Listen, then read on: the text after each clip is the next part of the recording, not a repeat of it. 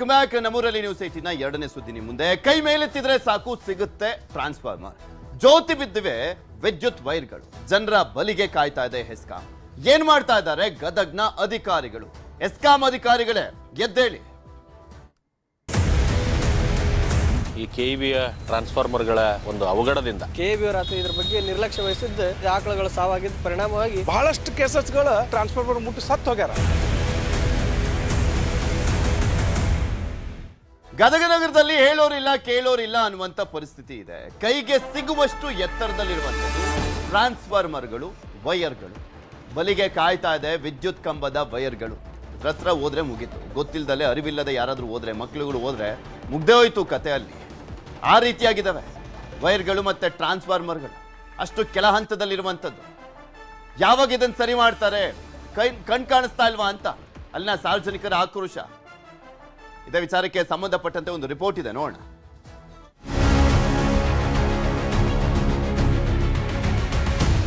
ಸಣ್ಣ ಸಣ್ಣ ಮಕ್ಕಳು ಆಟ ಆಡ್ತಾ ಇರ್ತಾವ. ಆ ಸಣ್ಣ ಸಣ್ಣ ಮಕ್ಕಳು ಏನಾರ ಅನಾಹುತಕ್ಕೆ ಈಡಾದ್ರೆ ಯಾರು ಜವಾಬ್ದಾರಿ?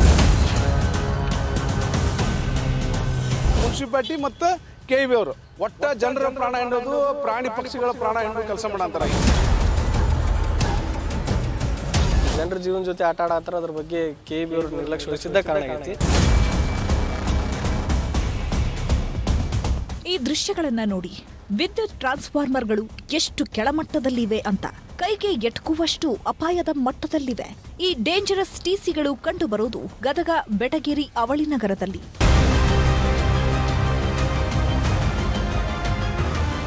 ಗದಗ ನಗರದಲ್ಲಿ ಹೆಸ್ಕಾಂ ಅಧಿಕಾರಿಗಳ ನಿರ್ಲಕ್ಷ್ಯ ಎದ್ದು ಕಾಣ್ತಿದೆ. ನೂರಾರು ವಿದ್ಯುತ್ ಟ್ರಾನ್ಸ್ಫಾರ್ಮರ್ಗಳು ಕೈಗೆ ಸಿಗುವಷ್ಟು ಎತ್ತರದಲ್ಲೇ ಇದ್ದು ಬಲಿಗಾಗಿ ಕಾಯ್ತಿವೆ. ಸ್ವಲ್ಪ ಯಾಮಾರಿದ್ರೂ ಪ್ರಾಣ ಹೋಗೋದು ಗ್ಯಾರಂಟಿ. ರಸ್ತೆ ಪಕ್ಕದಲ್ಲೇ ಇರುವ ವಿದ್ಯುತ್ ಕಂಬಗಳಿಂದ ಕೇಬಲ್ಗಳು ನೇತಾಡ್ತಾ ಇದ್ದು ಜನ ಓಡಾಡಲು ಹೆದರ್ತಿದ್ದಾರೆ. ಕಳೆದ ತಿಂಗಳಷ್ಟೇ ತಿಲಕ್ ಪಾರ್ಕ್ ಬಳಿ ಟ್ರಾನ್ಸ್ಫಾರ್ಮರ್ ಬಳಿ ಹೋಗಿದ್ದ 5 ಹಸುಗಳಿಗೆ ವಿದ್ಯುತ್ ಸ್ಪರ್ಶಿಸಿ ನರಳಾಡಿ ಪ್ರಾಣ ಬಿಟ್ಟಿದ್ವು. ಇಷ್ಟಾದರೂ ಹೆಸ್ಕಾಂ ಹಾಗೂ ನಗರಸಭೆ ಅಧಿಕಾರಿಗಳು ಎಚ್ಚೆತ್ತುಕೊಳ್ತಿಲ್ಲ. ಸುತ್ತಾರದ 5 ಫೂಟಿಂದ ಅದನ್ನು TC ಇನ್ನೊಂದು ಸ್ವಲ್ಪ ಮೇಲೆ ಕಳಿಸ್ಬೇಕ್ರಿ. ಮತ್ತು ಸುತ್ತಾರದ ಎಲ್ಲ ಬೇಲಿ ಹಾಕ್ಬೇಕು. ಅದಕ್ಕೆ ಸುತ್ತಾರದ ಬರಲಾರ್ದಂಗೆ ನಮ್ಮ ಫಲಕಗಳನ್ನು ಅಳವಡಿಸ್ಬೇಕು. ಇನ್ನೂ ಒಂದು ಏನಪ್ಪ ಅಂದರೆ ಎಲ್ಲ KEB ಅವ್ರಿಗೆ ಪ್ರತಿ ತಿಂಗಳ ಚೆಕ್ ಮಾಡೋದು ಇರ್ತೈತೆ. ಅದು ಅವು ಯಾವ ಕೆಲಸನೂ ಮಾಡಂಗಿಲ್ಲ.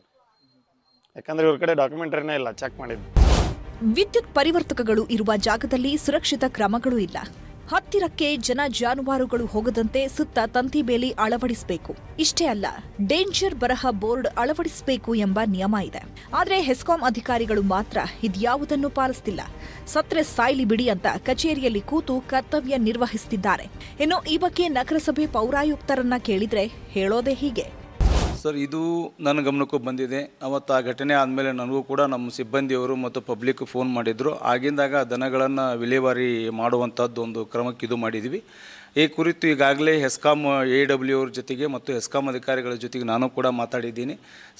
ಸಾರ್ವಜನಿಕ ಹಾಗೂ ಜಾನುವಾರುಗಳ ಪ್ರಾಣಿ ಹಾನಿ ಆಗದೇ ಇರೋ ಹಾಗೆ ಸುತ್ತಲೂ ಅದಕ್ಕೆ ಫಿನಿಶಿಂಗ್ ಬೇಲಿಗಳನ್ನು ಹಾಕಲಿಕ್ಕೆ ಅವರಿಗೆ ನಿರ್ದೇಶನಗಳನ್ನು ನಾನು ಈಗಾಗಲೇ ನೀಡಿದ್ದೇನೆ. ಜನರ ಬಲಿ ಪಡೆಯಲು ಕಾದು ಕುಳಿತಿರುವಂತಹ ಡೇಂಜರಸ್ ಟಿಸಿಗಳ ಕುರಿತು ಸರ್ವೆ ಮಾಡಿಸಿ ಕೂಡಲೇ ಸುರಕ್ಷಿತ ಕ್ರಮಗಳನ್ನು ಅಳವಡಿಸುವ ಕಾರ್ಯಕ್ಕೆ ಅಧಿಕಾರಿಗಳು ಮುಂದಾಗಬೇಕಿದೆ. ಸಂತೋಷ್ ಕೊಂಡೂರ, ನ್ಯೂಸ್ 18 ಗದಗ. ನೋಡಲ್ಲ ಯಾವ ರೀತಿಯಾಗಿ ನಿರ್ಲಕ್ಷ್ಯ ಇದೆ ಅನ್ನುವಂಥದ್ದನ್ನ. ಇದ್ರ ಬಗ್ಗೆ ಇನ್ನಷ್ಟು ಮಾಹಿತಿಯನ್ನ ಕೊಡ್ತಾ ಹೋಗ್ತಾರೆ ನಮ್ಮ ಗದಗದ ಪ್ರತಿನಿಧಿ ಸಂತೋಷ್. ನಮ್ಮ ಜೊತೆ ನೇರ ಸಂಪರ್ಕದಲ್ಲಿ ಜಾಯ್ನ್ ಆಗಿದ್ದಾರೆ. ಸಂತೋಷ್, ಪ್ರಾಣಿಗಳ ಸತ್ವು, ಈಗ ಮನುಷ್ಯರು ಇಷ್ಟು ಜನ ಸತ್ತ ಮೇಲೆ ನಾವು ಸರಿ ಮಾಡೋದು ಅನ್ನುವಂಥ ಕಾರಣಕ್ಕೋಸ್ಕರ ಕಣ್ಣನ್ನ ಹಂಗೆ ಕಾಯ್ಕೊಂಡು ಕೂತ್ಕೊಂಡಿದ್ದಾರೆ ಅಧಿಕಾರಿಗಳು ಅಂತ, ಬೇಜವಾಬ್ದಾರಿ ಇಲಾಖೆ ಆಫೀಸರ್ಸ್ಗಳು. ಹೌದು ಪೃಥ್ವಿ, ಗದಗ್ ಬೆಟಗೇರಿ ಅವಳಿ ನಗರದಲ್ಲಿ ಡೇಂಜರ್ ಝೋನ್ ನಲ್ಲಿ ಸುಮಾರು 100 TCಗಳು ಕೂಡ ಇದಾವೆ. ಯಾಕಂದ್ರೆ ಅವು ಕೈ ಇಟ್ಟಿದ್ರು ಸಾಕು, ಕೈಗೆ ಮುಟ್ಟುವಷ್ಟು ಅಂದ್ರೆ ಪೂರ ಕೆಳ ಹಂತದಲ್ಲೇ TCಗಳನ್ನ ಹಾಕಿ ಹೋಗಿದ್ದಾರೆ. ಆದ್ರೆ ಅವಕ್ಕೆ ಯಾವುದೇ ರೀತಿ ಸುರಕ್ಷಿತ ಕ್ರಮಗಳನ್ನ ಯಾವುದೇ ರೀತಿ ಅಳವಡಿಸಿಲ್ಲ. ಯಾಕಂದ್ರೆ ಇದನ್ನ ಅಳವಡಿಸಿದ್ರೆ ಮಾತ್ರ ಅವೆಲ್ಲವೂ ಕೂಡ ಸುರಕ್ಷಿತವಾಗಿರ್ತಾವೆ, ಯಾವುದೇ ರೀತಿ ಪ್ರಾಣಿ ಹಾನಿ ಕೂಡ ಸಂಭವಿಸುದಿಲ್ಲ. ಆದ್ರೆ ಕಳೆದ 1 ತಿಂಗಳ ಹಿಂದೆ 5ಕ್ಕೂ ಹೆಚ್ಚು ಜಾನುವಾರುಗಳು ಕೂಡ ಇದೇ ಒಂದು ವಿದ್ಯುತ್ ಸಂಪರ್ಕ ಆಗಿ TC ಬಳಿಯೂ ಸತ್ತೋದಂತ ಪ್ರಕರಣ ಕೂಡ ನಡೆದಿತ್ತು. ಆದ್ರೆ ಇದುವರೆಗೂ ಕೂಡ ಯಾವುದೇ ರೀತಿ ಹೆಸ್ಕಾಂ ಅಧಿಕಾರಿಗಳಾಗಲಿ ಮತ್ತು ನಗರಸಭೆ ಅಧಿಕಾರಿಗಳಾಗಲಿ ಯಾವುದೇ ರೀತಿ ಎಚ್ಚೆತ್ಕೊಳ್ತಾ ಇಲ್ಲ. ಯಾಕಂದ್ರೆ ಜನಬೀಡು ಪ್ರದೇಶದಲ್ಲಿ ಸಾಕಷ್ಟು TCಗಳು ಕೂಡ ಓಪನ್ ಆಗಿದಾವೆ, ಕೆಲವೊಂದಿಷ್ಟು ವೈರ್ಗಳು ಕೂಡ ಹರಿದು ಬಿದ್ದಿದ್ದಾವೆ. ಅಂತ ಸಂದರ್ಭದಲ್ಲಿ ಕೂಡ ಸಾಕಷ್ಟು ಜನರು ಓಡಾಡ್ತಿರ್ತಾರೆ. ಅದರಲ್ಲೂ ಕೂಡ ಈಗ ಬೇಸಿಗೆ ರಜೆ ಇರೋದ್ರಿಂದ ಮಕ್ಕಳು ಕೂಡ ಮನೆಯಿಂದ ಹೊರಗಡೆ ಬಂದು ಆಟವನ್ನ ಆಡ್ತಾ ಇರ್ತಾರೆ. ಅಂತ ಸಂದರ್ಭದಲ್ಲಿ ಏನಾದ್ರು ಮಕ್ಕಳು ಹೋಗಿ ಆ TC ಬಳಿ ಹೋದ್ರೆ ಏನಾದ್ರು ವಿದ್ಯುತ್ ಸಂಪರ್ಕ ಆಗಿ ಯಾರಿಗಾರು ಹೆಚ್ಚು ಕಡಿಮೆ ಆದ್ರೆ ಯಾರು ಹೊಣೆ ಅನ್ನೋದು ಯಕ್ಷ ಪ್ರಶ್ನೆಗೂ ಕೂಡ ಕಾಡ್ತಾ ಇದೆ. ಆದಷ್ಟು ಬೇಗ ಈ ನಗರಸಭೆ ಮತ್ತು ಹೆಸ್ಕಾಂ ಅಧಿಕಾರಿಗಳು ನಿರ್ಲಕ್ಷ್ಯ ತೋರ್ತಾ ಇದ್ದಾರೆ. ಅಂತವ್ರ ಮೇಲೆ ಸರ್ಕಾರ ಕಠಿಣ ಕ್ರಮವನ್ನ ತೆಗೆದುಕೊಳ್ಬೇಕು. ಯಾಕಂದ್ರೆ ಈ ಬೇಕಾಬಿಟ್ಟಿಯಾಗಿ ಇಲ್ಲಿ ಕೆಲಸವನ್ನ ಮಾಡ್ತಾ ಇದ್ದಾರೆ. ಯಾಕಂದ್ರೆ ಆ ಒಂದು ಟಿಸಿಗಳ ಹತ್ರ ಯಾರಾದ್ರೂ ಹೋದ್ರೆ ಅರ್ಥಿಂಗ್ ಆಗುವ ಸಾಧ್ಯತೆಗಳು ಕೂಡ ಇದಾವೆ. ಯಾಕಂದ್ರೆ ಈಗ ಯಾವಾಗಾದ್ರೂ ಈಗ ಮಳೆ ಬರ್ತಾ ಇದೆ, ಮಳೆ ಒಂದಂತ ಸಂದರ್ಭದಲ್ಲಿ ಕೂಡ ಅಲ್ಲಿ ಕೆಲವೊಂದಿಷ್ಟು ಟಿಸಿಗಳನ್ನು ನಾವು ಕೂಡ ಸರ್ವೆ ನೋಡಿದಂತ ಸಂದರ್ಭದಲ್ಲಿ ಕೂಡ ಕೆಲವೊಂದಿಷ್ಟು ಮನೆ ಮತ್ತು ಅಂಗಡಿ ಮುಂಭಾಗದಲ್ಲೇ, ಅಂದ್ರೆ ಸುಮಾರು ಅಂಗಡಿಗೆ ಮತ್ತು ಮನೆಗೆ ಒಂದು 2 ರಿಂದ 3 ಅಡಿ ಅಷ್ಟೇ ದೂರದಲ್ಲಿದ್ದಾವೆ. ಏನಾದ್ರೂ ಹೆಚ್ಚು ಕಡಿಮೆ ಆಗಿ ಆ ಮನೆಯವ್ರಿಗೆ ಆಗಿರ್ಬೋದು ಅಥವಾ ಅಂಗಡಿಗೆ ಬರ್ತಕ್ಕಂಥ ಗ್ರಾಹಕರಿಗೆ ಆಗಿರ್ಬೋದು ಯಾರಿಗಾರು ಹೆಚ್ಚು ಕಡಿಮೆ ಆದ್ರೆ ಯಾರು ಹೊಣೆ ಎಂಬ ಪ್ರಶ್ನೆ ಕೂಡ ಉದ್ಭವ ಆಗುತ್ತೆ. ಹೀಗಾಗಿ ಆದಷ್ಟು ಬೇಗ ಈ ಒಂದು ನಗರಸಭೆ ಆಗಲಿ ಮತ್ತು ಎಸ್ಕಾಂ ಅಧಿಕಾರಿಗಳಿಗೆ ನಿರ್ಲಕ್ಷ್ಯ ತೋರ್ತಾ ಇದ್ದಾರೆ. ಆದಷ್ಟು ಬೇಗ ಅವುಗಳಿಗೆ ಸುರಕ್ಷಾ ಕ್ರಮಗಳನ್ನು ಅಳವಡಿಸಿ ಈ ಒಂದು ಏನ್ ಡೇಂಜರ್ ಝೋನ್ ನಲ್ಲಿ ಇರ್ತಕ್ಕಂಥ ಟಿಸಿಗಳೇನಿದಾವೆ ಅವುಗಳನ್ನ 5 ಹಸು ಸತ್ತ ಮೇಲೂ ಇವರಿಗೆ ಅದ್ರ ಬಗ್ಗೆ ಸರಿ ಮಾಡ್ಬೇಕು ವ್ಯವಸ್ಥೆಯನ್ನ ಅನ್ನುವಂತ ಕಾಮನ್ ಸೆನ್ಸು ಇಲ್ವಾ? ಅಲ್ಲಿನ ಜನಪ್ರತಿನಿಧಿಗಳ ಗಮನಕ್ಕೂ ಬಂದಿಲ್ವಾ? ಅವರು ಕಣ್ಣಿದ್ದು ಕಾಣಿಸ್ದಂಗೆ ಕೂತ್ಕೊಂಡಿದಾರ ಕುಂಭಕರ್ಣ ನಿದ್ದೆ ಹೊಡ್ಕೊಂಡು ಈ ಅಧಿಕಾರಿಗಳ ರೀತಿಯಲ್ಲಿ? ಅವ್ರು ಸೂಚನೆ ಕೊಡ್ಬೇಕಲ್ವಾ, ಬಿಸಿ ಮುಟ್ಸ್ಬೇಕಲ್ವಾ?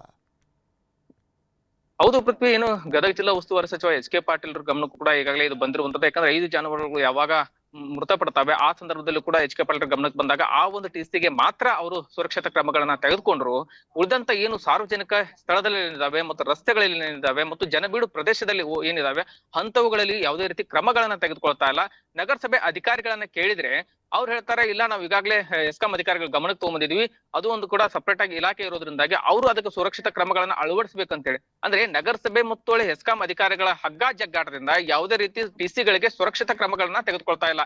ಹೀಗಾಗಿ ಇನ್ನಷ್ಟು ಸಾರ್ವಜನಿಕರಿಗೆ ಓಡಾಡುವಂತ ಸಂದರ್ಭದಲ್ಲಿ ಯಾರಿಗಾರ ವಿದ್ಯುತ್ ಸಂಪರ್ಕ ಆಗಿ ಯಾರಾದ್ರೂ ಮೃತಪಟ್ರೆ ಇದಕ್ಕೆ ನೇರವಾಗಿ ಹೊಣೆ ಮತ್ತು ಕೆಬಿ ಆಗಿರ್ಬೋದು ಮತ್ತು ನಗರಸಭೆನೇ ಆಗುತ್ತೆ. ಯಾಕಂದ್ರೆ ಈಗ 5 ಜಾನುವಾರುಗಳು ಸತ್ತ ಮೇಲೇನು ಕೂಡ ಯಾವುದೇ ರೀತಿ ಒಬ್ಬ ಅಧಿಕಾರಿಗಳ ಮೇಲೆ ಯಾವುದೇ ರೀತಿ ಕ್ರಮಗಳನ್ನು ಕೈಗೊಳ್ಳಿಲ್ಲ ಅಷ್ಟೇ. ಹೀಗಾಗಿ ಅವ್ರಿಗೆ ಯಾವುದೇ ರೀತಿ ಮೇಲಾಧಿಕಾರಿಗಳ ಭಯವೇ ಇಲ್ಲದಂತಾಗಿದೆ. ಜೊತೆಗೆ ಸಾರ್ವಜನಿಕರು ಕೂಡ ಈಗಾಗಲೇ ಆಕ್ರೋಶವನ್ನ ವ್ಯಕ್ತಪಡಿಸ್ತಾರೆ. ಕೂಡಲೇ 1 ವಾರದೊಳಗಾಗಿ ಅವರು ಆದಷ್ಟು ಬೇಗ ಇವಕ್ಕೇನಾದ್ರು ಬೇಲಿಯನ್ನ ಹಾಕದೆ ಹೋದ್ರೆ, ತಂತಿ ಬೇಲಿಗಳನ್ನ ಅಳವಡಿಸಿ ಹೋದ್ರೆ ನಾವು ಎಸ್ಕಾಂ ಅಧಿಕಾರಿಗಳ ಕಚೇರಿ ಮುಂದೆ ಹೋರಾಟವನ್ನ ಮಾಡ್ತೇವೆ ಅಂತೇಳಿ ಆದಷ್ಟು ಬೇಗ ಜಿಲ್ಲಾ ಉಸ್ತುವಾರಿ ಸಚಿವರು ಎಚ್ ಕೆ ಪಾಟೀಲ್ರು ಈ ಒಂದು ಏನು ಟಿಸಿಗಳು ಡೇಂಜರ್ ಝೋನ್ ನಲ್ಲಿ ಏನಿದಾವೆ ಅವುಗಳಿಗೆ ವಿದ್ಯುತ್ ಏನು ಬೇಲಿಗಳನ್ನ ಫಿನಿಶಿಂಗ್ ಬೇಲಿಗಳನ್ನ ಹಾಕಬೇಕಾಗಿದೆ. ಅದಕ್ಕೆ ಸೂಕ್ತವಾದ ಕ್ರಮವನ್ನ ತೆಗೆದುಕೊಳ್ಳುವಂತೆ ಈ ಒಂದು ಅಧಿಕಾರಿಗಳ ನಿರ್ದೇಶನವನ್ನ ಮಾಡಬೇಕಿದೆ ಪೃಥ್ವಿ. ಓಕೆ, ನೋಡೋಣ ಈ ಸುದ್ದಿ ಬಿತ್ತರ ಆದ್ಮೇಲಾದ್ರೂ ಆ ವ್ಯವಸ್ಥೆಯನ್ನ ಸರಿ ಮಾಡ್ತಾರಾ ಅನ್ನುವಂಥದ್ದನ್ನ. ಧನ್ಯವಾದ ಸಂತೋಷ್ ನಿಮ್ಮೆಲ್ಲ ಮಾಹಿತಿಗಾಗಿ. ಇದು ಇವತ್ತಿನ ನಮ್ಮೂರಲ್ಲಿ ನ್ಯೂಸ್ 18 ನೋಡ್ತಾರೆ. ನ್ಯೂಸ್ 18 ಕನ್ನಡ, ಜಾಲ ನಮ್ಮದು, ಬಲ ನಿಮ್ಮದು.